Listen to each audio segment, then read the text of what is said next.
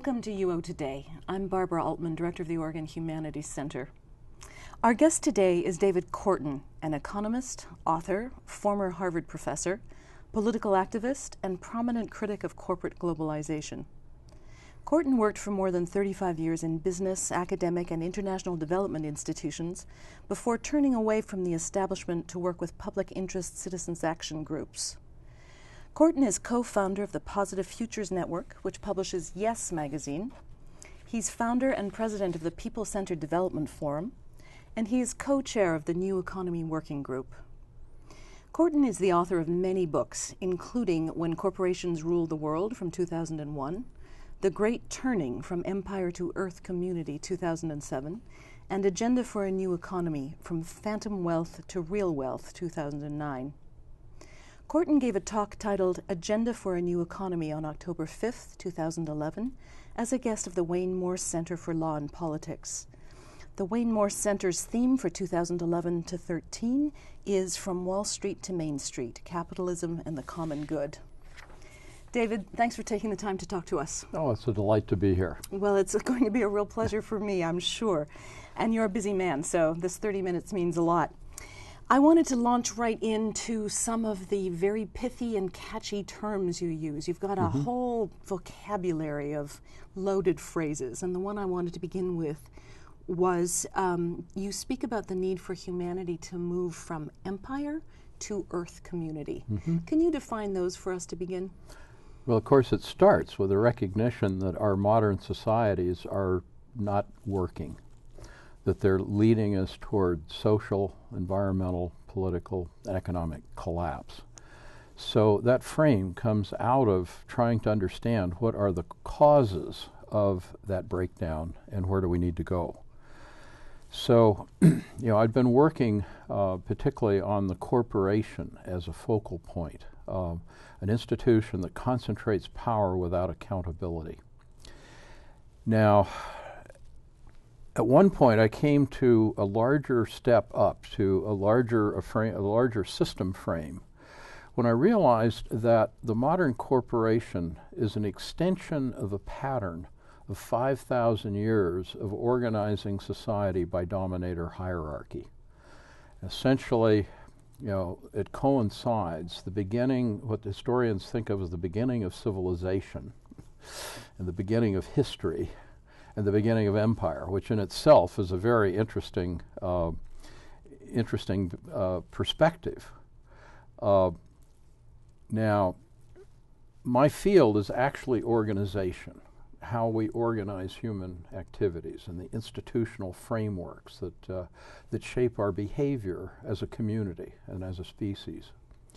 And if you understand the dominator system of empire, essentially a system with a few people on top and most people on the bottom, that inherently puts everyone in competition for the positions of power and for the control of resources. It also means that instead of using our resources predominantly to support human needs, to maintain our families and communities, an enormous amount of the resources of the society go to maintaining the system of domination, the hierarchy of power. And if you understand that, that basically provides a very deep window into understanding why we're in such trouble as a species.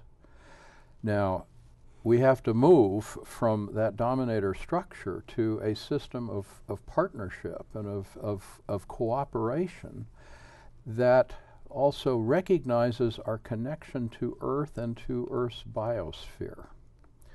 And that's what we refer to as Earth Community, a term that comes out of the Earth Charter, which was a long international process of framing the principles for the society that most of the world's people want to move to, which is a world of peace and justice, prosperity for all, in balance with nature, so that there is a future for our children.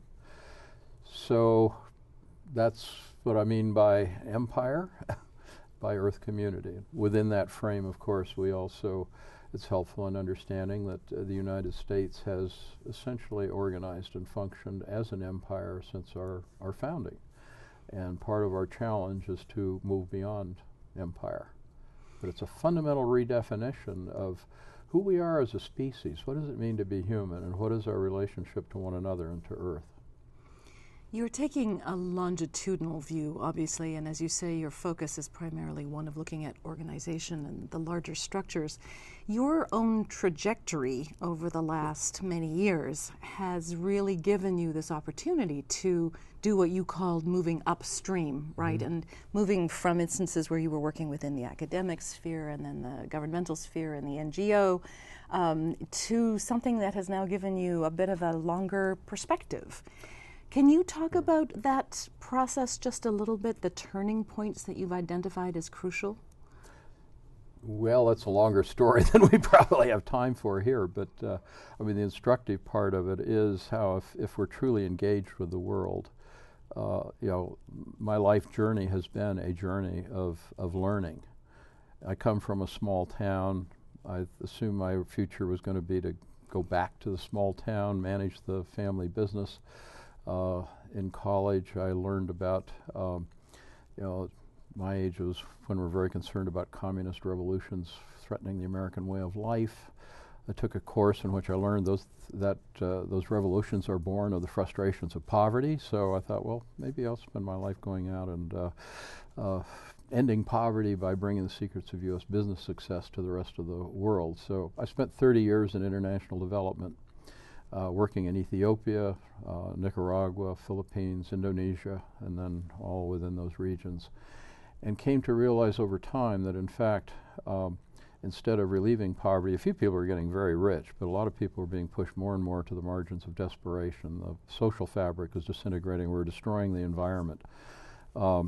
We were perpetuating a world of violence, and that we needed a different answer. And that put me on the journey of really trying to dissect the economy, our economic structures, and how a system that is actually ruled by global financial markets with corporations as instruments of those markets to maintain that system of domination and even to further concentrate wealth and power in a small oligarchy.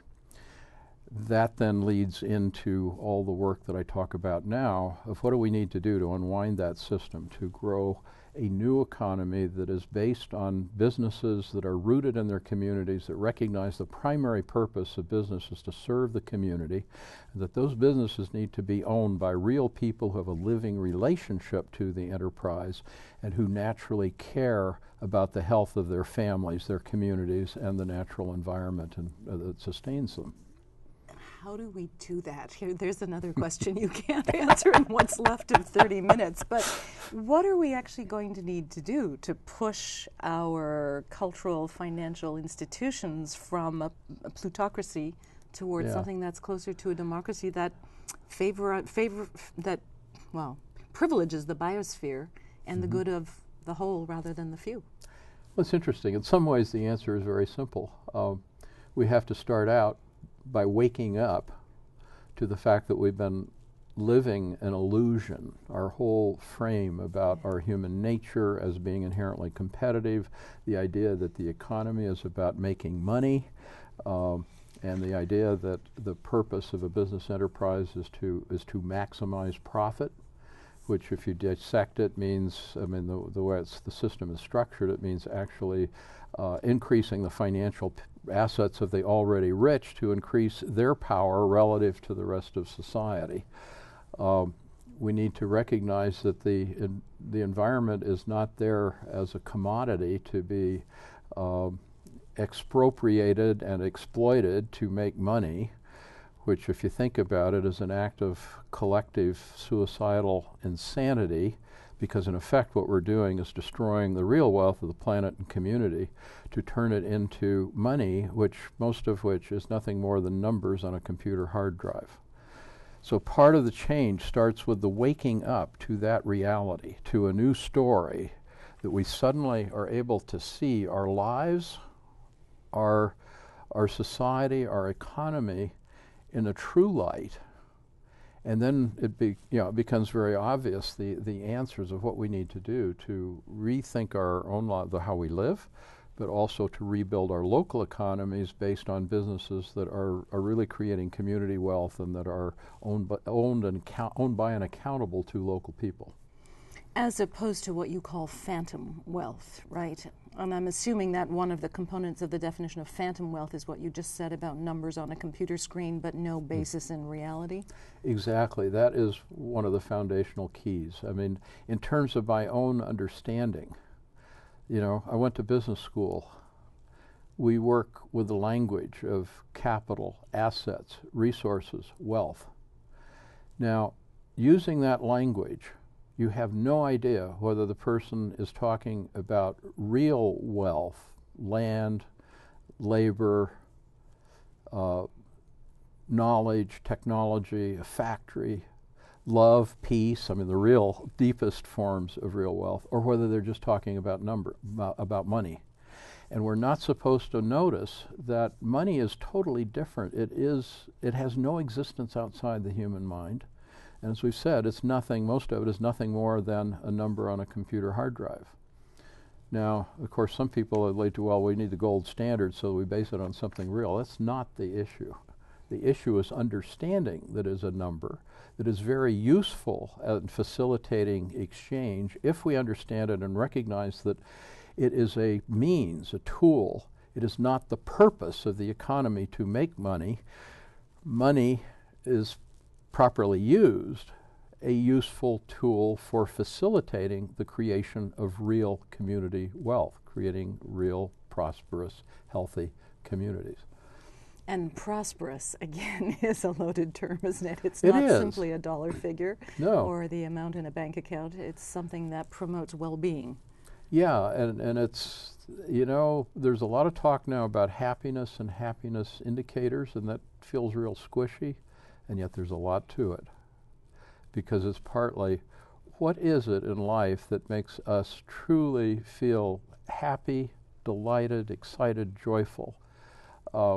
And here again, we've been conditioned by corporate advertisers to, you know, it's about buy this product or that product. And we can get a little charge out of that, but it's partly recognizing you get no long-term satisfaction from the goods we buy. That we can be a whole lot happier with a much simpler life. I can't resist pursuing the squishy notion of a happiness indicator. Are there any real metrics that are helping bolster that kind of argument? Well, of course, in Bhutan they have the happiness index, and it's really about you know, what are the things that make people happy. But you know, at a very practical level, the thing I advocate is, you know, we currently assess economic performance largely based on two sets of figures: the gross domestic product, GDP, which is really a measure of the rate at which money is flowing through the economy, or by the stock indices of stock prices. Which is an indicator of how well Wall Street is doing and how fast the rich are getting richer faster than the rest of us in financial terms. Not in terms of real wealth, but in terms of finance. Now, we get what we measure. So we should be measuring the performance of the economy by the extent to which it is producing the things that we really want. You know, how's the health of our children? Are our children happy, well-educated, well-fed, well-housed, and so forth? And if they are, you know, that's a pretty darn good indicator that society is really working and that the economy is working. So we could begin to think of what would be the dashboard of indicators of real things. Our health, the health of the environment, the health of our communities. What are the indicators of that? If we had the world we really want, how would we know? What would we measure? And I would use all non-financial indicators as the primary measures. Now, there is potentially a use for GDP if we recognize that what it primarily measures is the economic cost of achieving any particular level of happiness and real well-being. So from that perspective, our goal would be to reduce GDP while increasing real health and well-being. that would be a proper frame. Now, financial figures can also be helpful in understanding whether we are moving toward greater equality in the distribution of power and real resources, which is also, by a great deal of research shown to be foundational to our real happiness. That, huge numbers of studies from public health showing that more equitable societies, which we could also call truly middle-class societies with no extremes of wealth or poverty, tend to be healthier physically and mentally and happier. It's pretty foundational. That leads me to a question that I have for you that arises from another interview of yours that I watched recently. You were talking about the larger public interest and how we can achieve something that benefits the larger public interest. And you actually introduced the aspect of morality. And you said it's an immoral philosophy to think that promoting individual financial benefit also somehow benefits the greater whole. Yeah. That's a false equation. But you were deliberately using a discourse of morality. Yeah. Is that do you think that's a productive way to talk about this?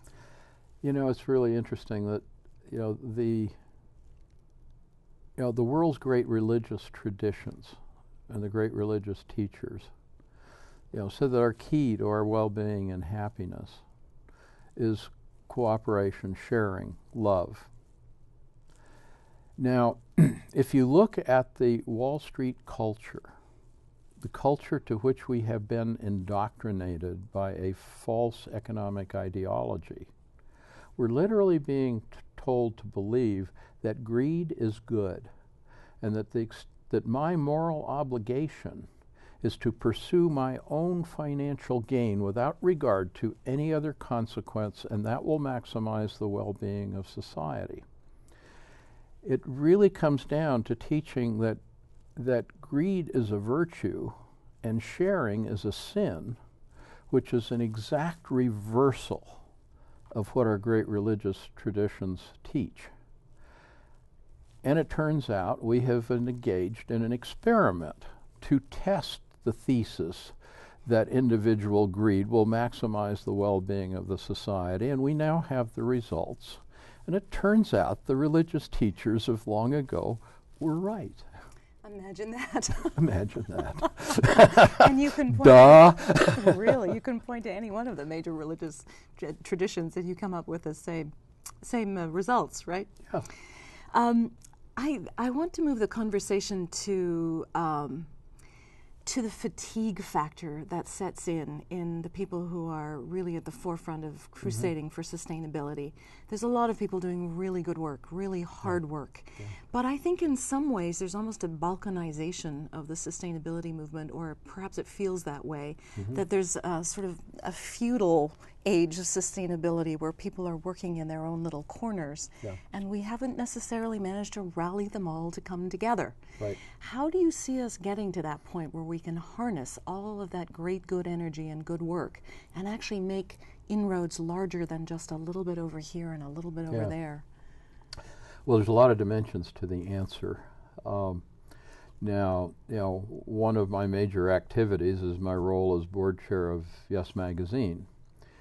And we created Yes out of a recognition that so much of our progressive movement is organized around no about what we need to stand against. And there's certainly a lot we need to stand against, and it is very scary. Anybody who's not scared is not paying attention.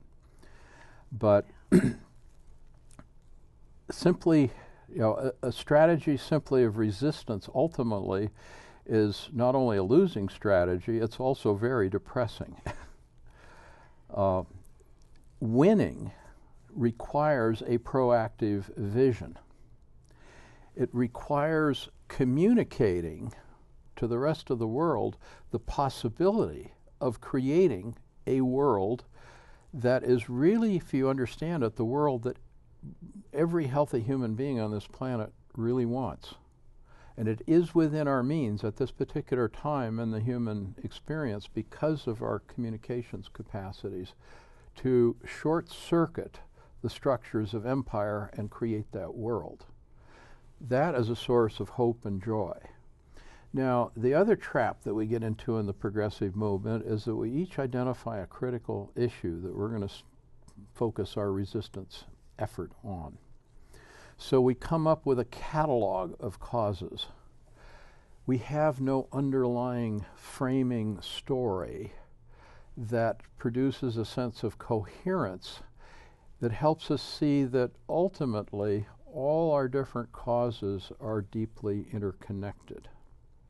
And part of what I've been doing, I mean, one of the things I recall from business school, one of the positive messages, was our professors continuously telling us if something's going wrong in the business down on the shop floor, don't just address that problem.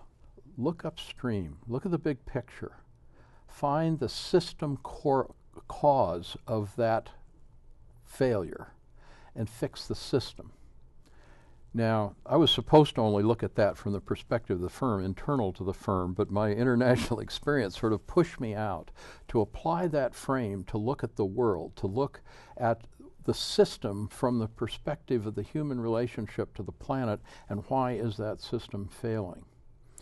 Now, one of the things you come to, there's a lot of ways to frame the issue, but if you look at it from an institutional perspective, you begin to recognize that the economy is pretty much the operating system of human societies.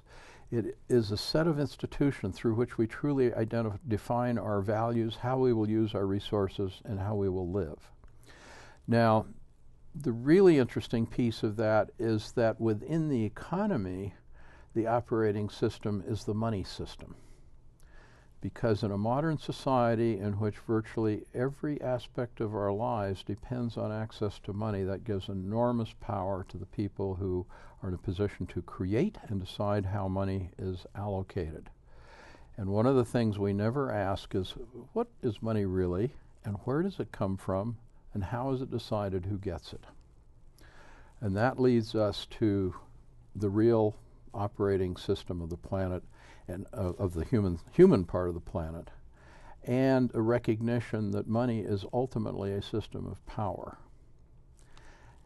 And as I was reflecting on this in our conversations that we're having here, it struck me the question: I'll bet there is not a single faculty member in the University of Oregon who is focused on the issue of money as a system of power and how that system works. I'd love to be proven wrong, but that is basically characteristic of most every university. And it reflects the extent to which we have been conditioned to not even see perhaps the most critical variable in our whole social structure.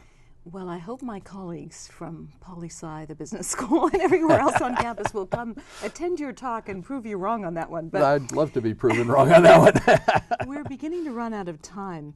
I wanted to ask you, though, just to pursue this just a little bit further. You had a really celebrated exchange with Paul Hawken in Yes Magazine. And Hawken's term of blessed unrest touches on, I think, what you were beginning to talk about a moment ago, that sort of gathering sense that there's something deeply wrong and we all individually and collectively need to take action.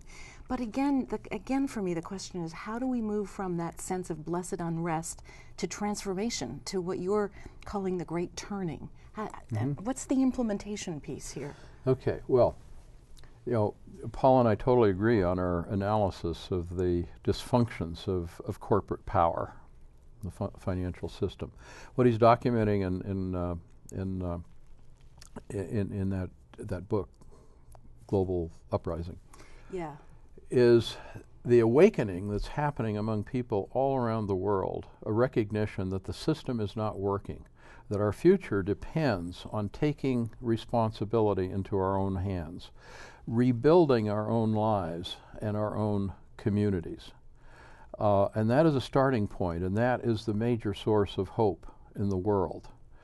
Now, it is also a key part of the strategy, because the system cannot be changed from within. The only way we're going to move to the new civilization is by building it from the bottom up through new institutions based on different values, new relationships, which that awakening, that grassroots movement is doing. At the same time, we also need to add the larger framing story. And one of the things that I'm very excited about right now is this Occupy Wall Street movement, which has started out very small, but is growing rapidly. And it focuses attention on the real source of our problem, which is the Wall Street financial system and the way our system of money is organized. Now, one of the things that's really interesting about this, I mean, that system is very complex, and I'm still struggling to understand its internal workings. But the critical thing is you don't really need to understand how it works to recognize that it is the problem and to recognize it cannot be fixed. We have to withdraw the power from it, take actions that weaken Wall Street, recognize it is not the job creator, it is a job destroyer, it is not a wealth creator, it is a wealth expropriator from the rest of the society, and that ultimately our future depends on shutting it down as we grow our new economy from the bottom up based on totally different values and institutions. And so that set of Wall Street protests is actually focusing attention in a way that allows us to build and communicate that larger framing story, and recognizing that most of the policy actions that we need to take all share in common that they attack the power of Wall Street and change the rules to strengthen the relative power of Main Street, which means the power of community. I'm really glad you got there. I was about to ask you to talk about your support of the Occupy Wall Street movement, and I'm afraid we're going to have to stop here. I'd love to have another half hour with you just on this. I want to point out to our listeners and our viewers that you've just issued a really strong statement of solidarity with the Occupy Wall Street group, and it's great to watch how it's being covered in the national media. So we will continue to pay attention to that one with great interest. For now, I have to thank you for coming and say I hope I get a chance to talk with you again soon. Thank you. Thank you. We've been speaking with David Korten, an economist, author, former Harvard professor, political activist, and prominent critic of corporate globalization. Thank you for watching, and see you next time.